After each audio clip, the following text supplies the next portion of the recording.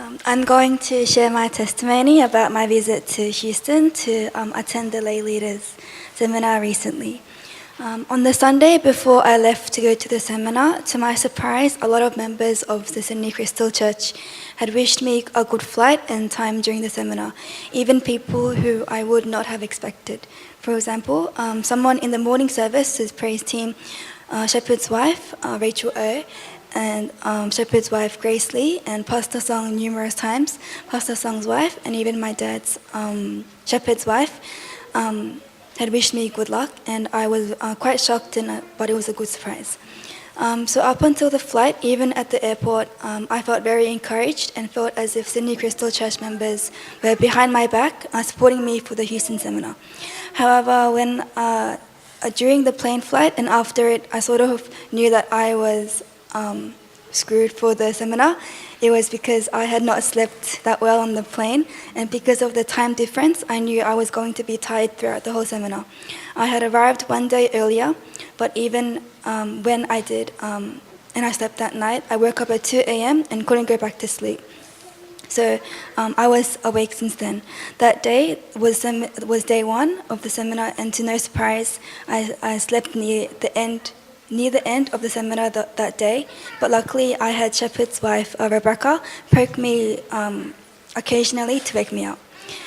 Maybe it was because I didn't pray like Sophia to stay awake for the whole seminar. So throughout the seminar, we were delivered food continuously, and at each break or mealtime, we would eat the food and then go back to listen to lectures. This was basically all we did during the seminar while I was at Houston. After I went home to Australia, I went on Facebook and saw some pictures that the pastor's wife had uploaded. They were pictures of the serving and hard work that was done before we had arrived.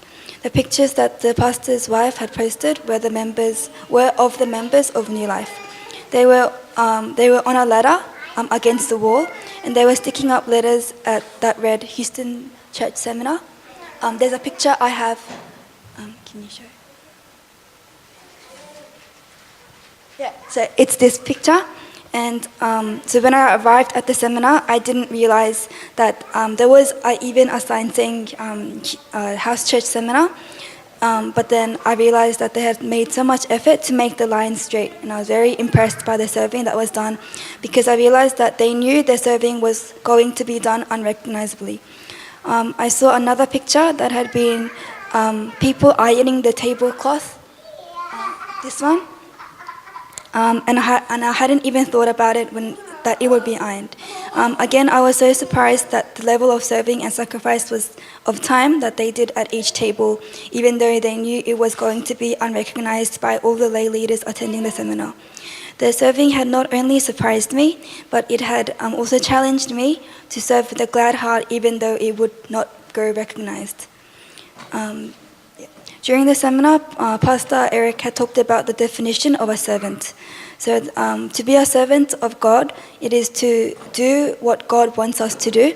It's to sacrifice your life for your King and God. So it's to let go of your desires if God wants you to do something else.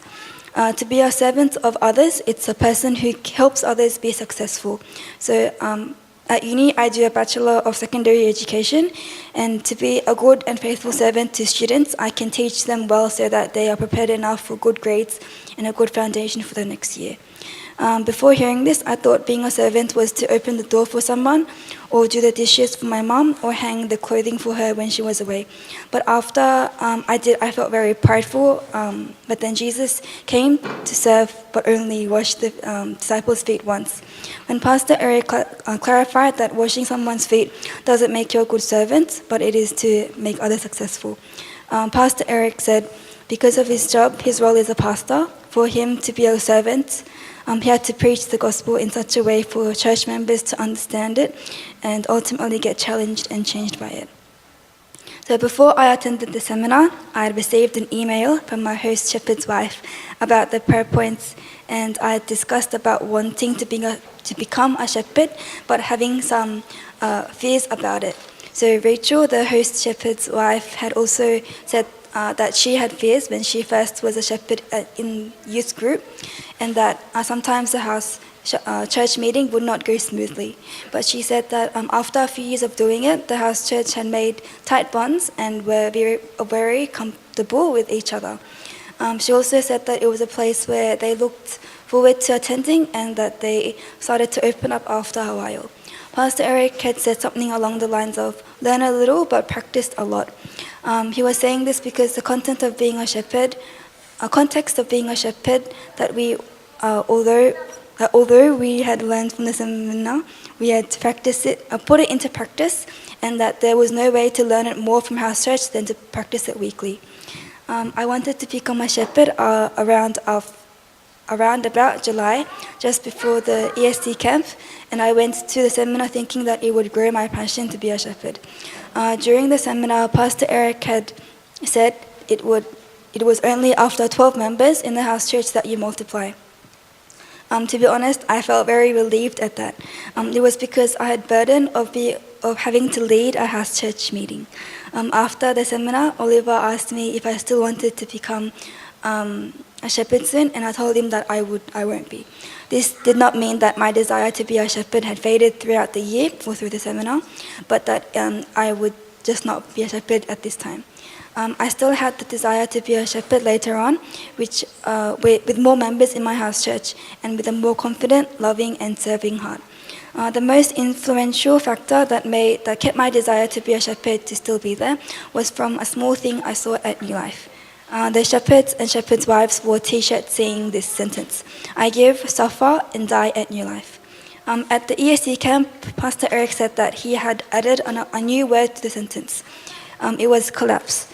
So the words give, suffer, collapse and die was what a shepherd does.